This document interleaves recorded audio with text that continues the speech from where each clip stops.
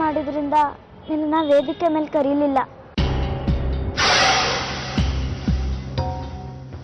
ಈಗ್ಲಾದ್ರೂ ಇದನ್ ತಗೋ. ಹೋಗೆ, ಯಾವನಿಗೆ ಬೇಕಿ ತಗಡಿನ ಚೂರು. ನಾನೇನ್ ಇದಕ್ ಗತಿಗೆ ಕೂತಿಲ್ಲ. ನಮ್ಗೆಲ್ಲ ಅವಮಾನ ಮಾಡಿ ಈಗ ನಾಟಕ ಆಡ್ತಿದ್ಯಾ?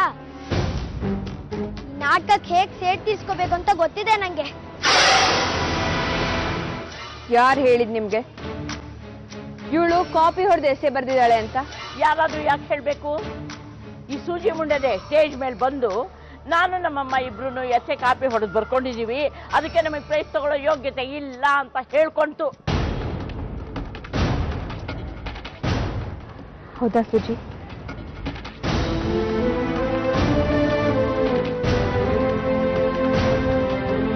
ಎಸ್ಸೇನ ಅವಳು ಎಲ್ರ ತರ ಬರ್ದಿಲ್ಲ, ಅದೇ ಒಂದು ವಿಶೇಷ.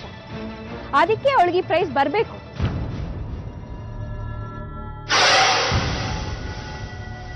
ಹೌದು, ಎಲ್ಲ ಹಾಗೆ ಬರ್ದಿಲ್ಲ. ಅಮ್ಮ ಮಗಳು ಕಾಪಿ ಹೊಡೆದು ಬರ್ದಿರೋ ತಾನೆ ವಿಶೇಷ. ನೋಡಿ, ದಯವಿಟ್ಟು ಸೂಜಿ ಬಗ್ಗೆ ಅಷ್ಟು ಹಗುರವಾಗಿ ಮಾತಾಡ್ಬೇಡಿ. ಅಮ್ಮ, ನೀ ಸ್ವಲ್ಪ ಸುಮ್ಮನೆ ಇರ್ತೀಯ? ಸೂಜಿ ಏನ್ ಚೆನ್ನಾಗಿ ಓದಿ ಬರೆಯಕ್ ಬರೋ ಹೆಣ್ಣು ಮಗಳಲ್ಲ.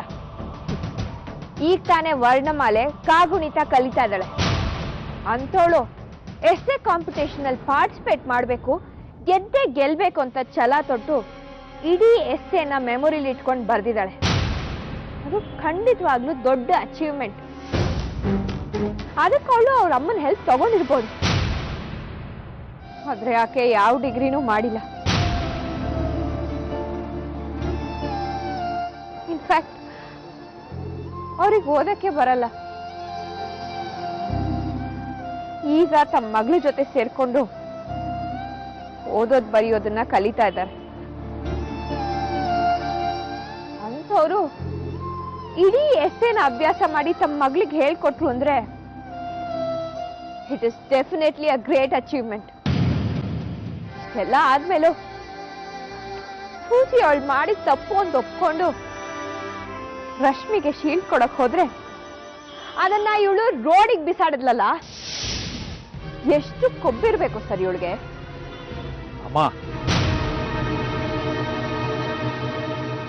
ರಶ್ಮಿ, ಏನಿದೆಲ್ಲ? ನೀವಿಬ್ರು ಹೀಗೆಲ್ಲ ನಡ್ಕೊಂಡ್ರ? ಪಬ್ಲಿಕಲ್ಲಿ ನನ್ನ ಮರ್ಯಾದೆ ಹೋಯ್ತಲ್ಲಮ್ಮ.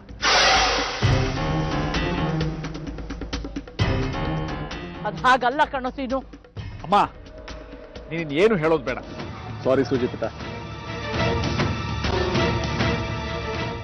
ನಿನಗೆ ಸರೋಜಂಗೆ ಅಮ್ಮ ಮತ್ತೆ ರಶ್ಮಿ ಈ ತರ ಅವಮಾನ ಮಾಡ್ತಾ ಇದ್ದಾರೆ ಅಂತ ಗೊತ್ತಿರ್ಲಿಲ್ಲ ನನಗೆ.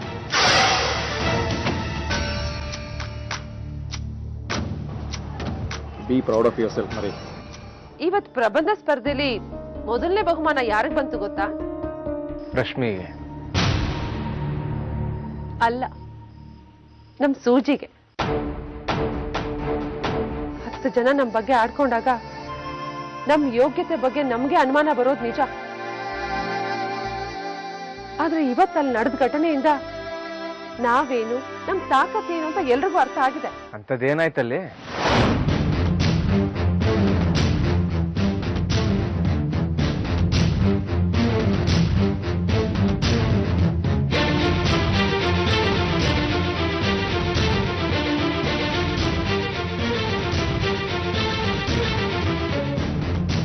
B proud of yourself ಮರಿ. ದೊಡ್ಡ ಸಾಧನೆ ಮಾಡಿದ್ಯಾ. ಈಗ್ಲಾದ್ರೂ ಗೊತ್ತಾಯ್ತಾ?